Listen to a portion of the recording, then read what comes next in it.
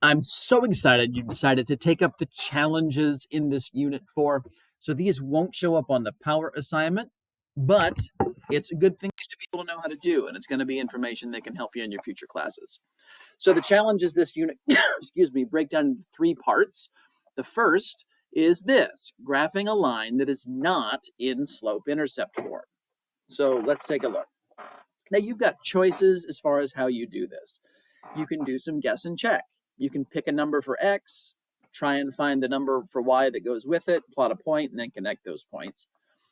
The intent here, I think, the easiest way, is to get this in its slope-intercept form.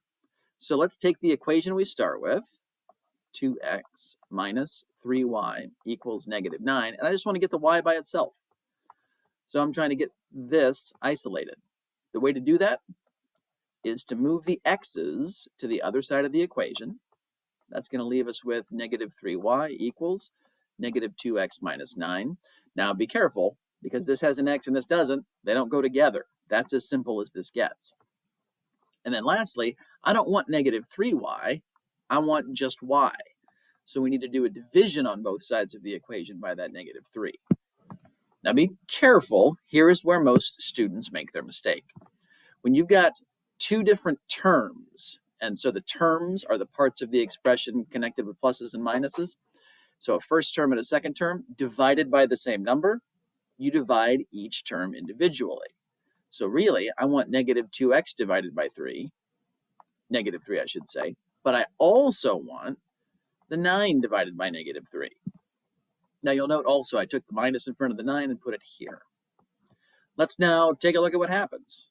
Y equals negative divided by negative is positive, and 2x over 3. You will take the two numbers in the fraction, put them there, and then we'll put the x after. So whether the x is after or on top, it's the same thing. We're just used to seeing the x after the fraction. And here, 9 divided by negative 3 is negative 3. So to finish then, take the minus negative, turn it into a plus. And now you've got your equation in the graphing form we're used to. So start at your y-intercept, 1, 2, 3 spots up.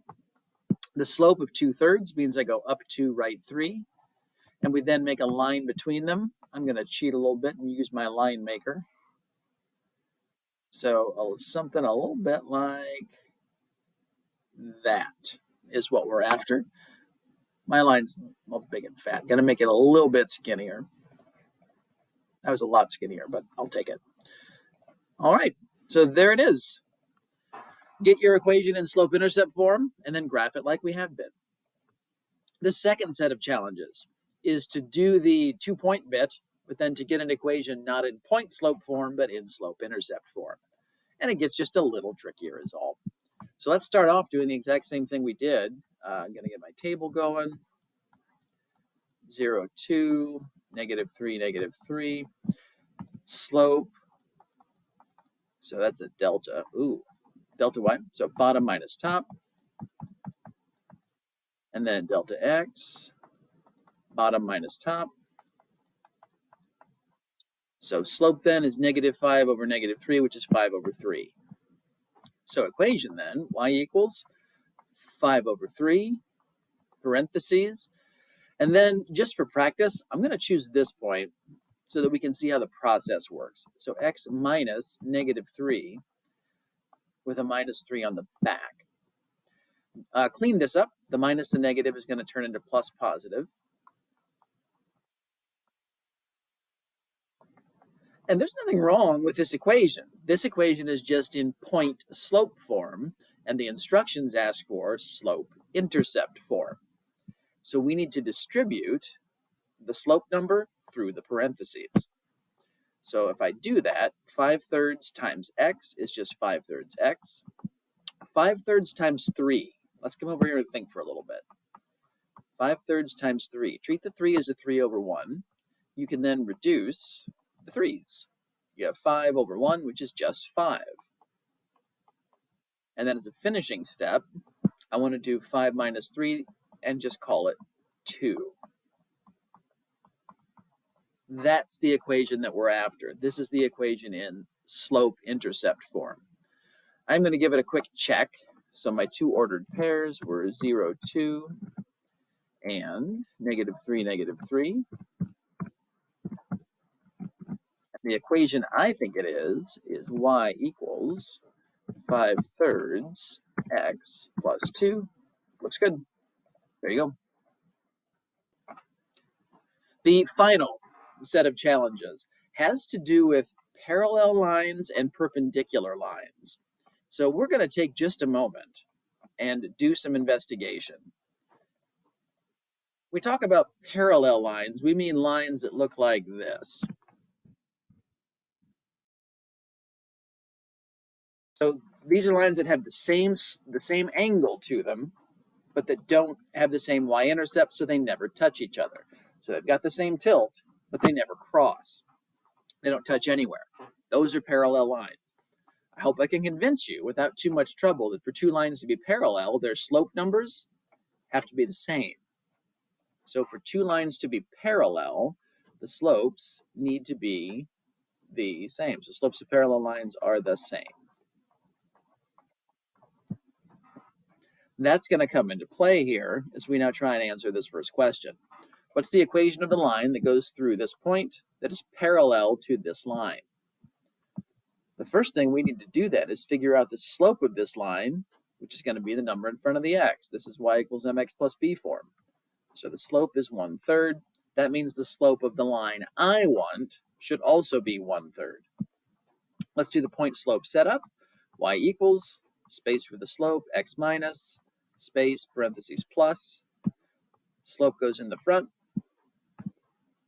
We then have x coordinate of -1 and y coordinate of 0. And simplify. Y equals 1/3 x plus 1, and then the plus 0 on the end doesn't change anything. I do really quickly want to check the instructions. Yep, it says once again we want in slope-intercept form. So this is point slope form. To turn it into slope-intercept form, we need to distribute through the parentheses. So 1/3 times x is just 1/3 x. 1/3 times 1 is 1/3. This is the line that we're after. Now to check it, we're going to do the following. Start off by graphing the line we were given, the y equals 1/3 x plus 2. Our line should be parallel to it, so 1/3 x plus 1/3. So yes, that is parallel. Does it go through the ordered pair -1, 0? Well, let's plot -1, 0 and make sure that point is on our line, which it is, so we know we've done things right. So for parallel lines, slopes are the same. Now, when it comes to perpendicular lines, let's do a little investigation. I'm going to make up a line, a very simple one. How about y equals 2/3 x? There it is. Now, perpendicular means these lines meet at 90-degree angles. They make square corners when they cross each other. So the question then becomes, well, what's the relationship between two lines that are perpendicular? Are their slopes the same? I don't know. Let's see. X plus, just making a different line now that has that same slope. Well, no, those are not perpendicular. Those are parallel. I want my lines to cross each other, specifically at a 90-degree angle. So you may say to yourself, okay, let's just try making the slope negative. Now our lines cross each other. Do they cross at a right angle? No. If they were, I'd have square corners at all my intersections, and that's a little bit too big. This angle and this angle here's a little bit too small, so that didn't do it. You may say, well, why don't we take the slope, let's try flipping it upside down. So how about a 3/2 instead of a 2/3? This gets the lines to cross, but once again, it's not at square corners. This angle is too small, and then this big angle is too big. Oops, I want to do, sorry, that's just a 2. I want it to be 3/2. So that's too small, that's too big. Well, if Flipping it didn't work. Changing the sign didn't work. What if we do both of those things? So what if we flip the fraction upside down and go from positive to negative? This is what gets it done. Now our corners at the intersections are square. These are 90-degree intersections. That's what perpendicular lines looks like. So when it comes to slopes of perpendicular lines, we've got to change two things. The first, these lines, the slopes need to be opposite, meaning one positive, one negative, and they also need to be reciprocals, meaning the fraction gets flipped upside down. So with that in mind, here's an example. This line that we're given, 7/3 x minus 3, has a slope of 7/3. That means the perpendicular slope